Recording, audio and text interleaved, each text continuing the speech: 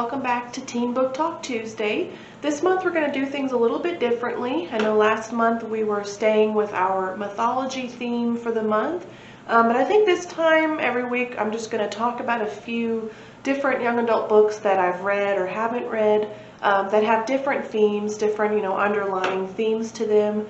So today I just grabbed a few different ones. I have one that I have read, one that I'm going to read, and one that I am currently reading that I want to talk to you guys about. And then I have just a really short poem at the end. So this first book that I have is called The Shadows Between Us, and it's by Tricia Levenseller. This one is fairly new, and this one was really good. This is the one that I did read just about a couple months ago, and it was really a really good read.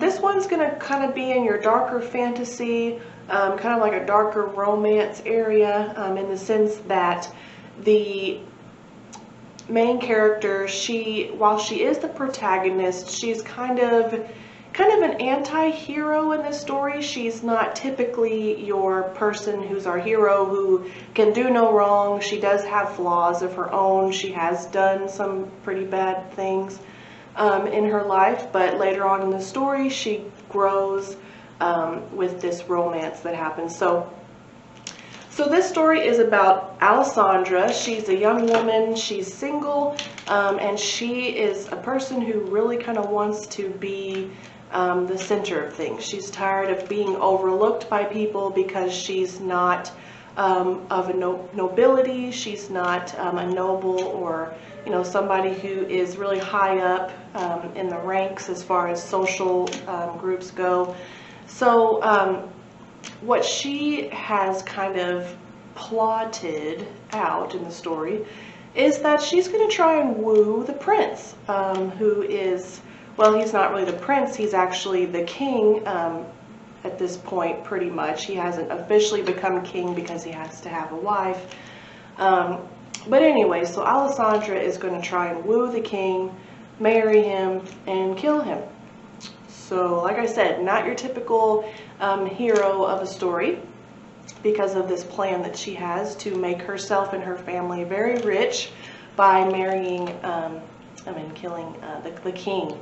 Because if this happens, then she's going to obviously come into a lot of money. She's going to rule the kingdom on her own. Nobody's going to tell her what to do anymore, because in this time period, it's kind of back when women didn't have as many freedoms as we do now. So this is what she's plotting. But of course, later on, she kind of starts to have feelings, as you do in these types of stories. She starts to have feelings for the king, this Shadow King, which is what he is known as throughout the kingdom, because he is very mysterious. He's a very mysterious king, a leader. He actually does have shadows that follow him around, because he is very special, and you will find out. I don't want to give away too much, but you will find out why he's called the Shadow King and why Alessandra does find herself falling for him in the story. So with the killing, of course, it's definitely young adult, because you have some adult themes in here. You have murder, of romance, which there really isn't a lot that's too graphic as far as the romance and such goes. But anyway, it is a really good read if you like fantasy, if you like romance. If you're a little bit on the darker side of things, you might like this. You might give it a try. I like it because of some of the historical aspects to stories like this, because it takes place in a different time period. So that's what I really found interesting. And of course, like I said, it goes into some women's freedoms, women's rights, things that are involved in the story. So you get a little bit of that kind of diversity within the story, as well as far as gender equality and things like that. So the next book that I have is one that I am planning on reading. It's called Valkyrie Rising by Ingrid Paulson. And you might be familiar with the word Valkyrie. The Valkyrie were female warriors in Norse mythology who would come down and take the fallen Viking warriors up to Valhalla, which is kind of their heaven in Norse mythology, where Viking warriors would meet in this great banquet hall and drink ale and feast and fight and have a good time in Valhalla, in this heaven. So you might have a little bit of that Norse mythology background in here with the Valkyries. And it does take place in Norway, actually, and I'm going to read you some of the synopsis.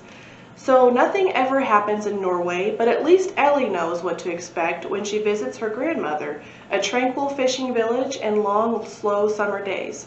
And maybe she'll finally get out from under the shadow of her way too perfect big brother, Graham, while she's out there. What Ellie doesn't anticipate is Graham's infuriating best friend, Tuck, tagging along for the trip, nor did she imagine boys gone missing amid rumors of impossible kidnappings. Least of all does she expect that something powerful and ancient will awaken in her, and that strange whispers will urge Ellie to claim her place among mythological warriors. So, of course, those mythological warriors that we just talked about, the Valkyrie, I'm thinking that Ellie is going to be one of them. So, very cool premise. If you like mythology as a whole, or if you like Norse mythology, I actually really enjoy Norse mythology myself, so I would definitely give that a try if you are into that. And so this last book that I grabbed to talk about is the one that I'm reading right now, and this is a pretty big one. I believe it is a trilogy because we have 3 books right now at the library available to check out. This is another one that I saw on Goodreads as well. It's the Devapod Trilogy. Devapod is another word. It basically means the city of brass. It's this famed city of brass that is in Egypt. So the story right now, it takes place in Cairo, Egypt. And yeah, it's the 18th century, so it's an earlier century in the past. So you have a little bit of some historical fiction, historical fantasy aspects in here. You get into some a little bit more type mythology type things are in this this trilogy as well. You have the Jinn, which is D-J-I-N-N, Jinn, which are some mythological creatures who are from, you know, this underworld. They are some of them are made of fire. You have fire Jinn. You've got, you know, different ones that have different abilities. They're kind of like demons in a way, if you will. There's one particular group of Jinn warriors in the story, the Devas, which are, you know, they really don't like to be called Jinn. Jinn are kind of more frowned upon in the story so far, I gather. So the story goes, there's a girl named Nari, and Nari is our protagonist. She is the main character in the story. So she is in Cairo, Egypt. She has some psychic abilities that she really doesn't know a whole lot about right now. She really doesn't know where she comes from, basically. She seems to know this language right now that she's heard before as a child. She just doesn't know what this language is. She's trying to find people who speak it. She just also has the ability to pick up different languages really quickly, so she can speak a lot of different languages. And so in the story, in the beginning, what has just happened, because I'm not that far into it, as you can see, but she goes to perform what's called a czar, which is a ceremony for exorcising demons or evil Jinn spirits from people. And so she's kind of this renowned, kind of well-known person right now in the story. She's this, they think of her as this healing witch, this woman who can heal people of their ailments and tell the future and things like that. But really what she does is she uses these tricks that she has and this weird preternatural ability to kind of guess ailments that people have. She can tell what is ailing them, which is really interesting. But anyhow, in the beginning of the story, she does a czar. She tries to exorcise a evil spirit out of this young girl, Basima, and things get weird. She starts to chant in this mysterious language that she knows. She just figures, I'm going to just try this and make it look even more believable if she's speaking this unknown language in the ceremony. So she does this and accidentally awakens an actual Jinn warrior spirit. And so this has kind of kicked off the main plot of the story, because she awakens this Djinn warrior. She starts to find out who she really is, what she really is, where she's from, etc. So she's kind of plunging herself deeper into this Djinn lore, this mysterious just deal with the Djinn, and you know, competing species. You have the Shafit, who are half Djinn, half human people in the story. You have the Devas versus the Djinn.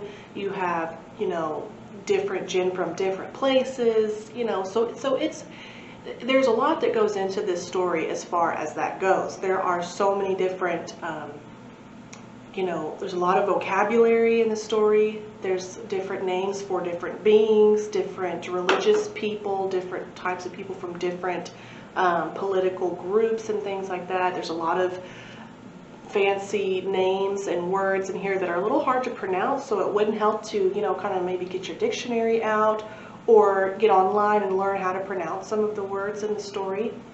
So if you are into this type of, you know, fantasy where you have all of these different types of names, because you have this different culture in the story, you have this different nationalities in the story. So if you are into that, if you are into learning about different cultures, because like I said, this is 18th century Cairo, Egypt, so of course way different cultures here, different different traditions and beliefs and things like that. So, you know, I am interested in learning about things like that, so if you are too, I highly recommend giving this a try. So I'm going to stop talking about the books, because I'm going to read this really short poem for you guys. And this is Robert Frost. I love Robert Frost. He's always been one of my favorites throughout school when I've read his poems. And this is Nothing Gold Can Stay. You might have heard this poem before. It's a pretty popular one by Robert Frost. And I thought I would do this one because it snowed yesterday. So the season's changing. It's getting ready to be winter. So nothing gold is staying. It's, you know, fall is pretty much getting ready to be over. All of the gold leaves and things are dying. So we're going to read this story, or this poem, I'm sorry. So Nothing Gold Can Stay. Nature's first green is gold, her hardest hue to hold. Her early leaves a flower, but only so an hour. Then leaf subsides to leaf, so Eden sank to grief. So dawn goes down to day, nothing gold can stay. So keep this story in your mind as you start to see all of the beautiful leaves dying away, as nothing gold stays, because the seasons change, and that's okay, because then after the winter time, it'll be springtime, things will get gold again, and we'll be right back at the circle of life, circle of nature. So I hope that you enjoyed me talking about a few of these books. I'm excited to read Valkyrie Rising after I finish this first book of the Devapod Trilogy.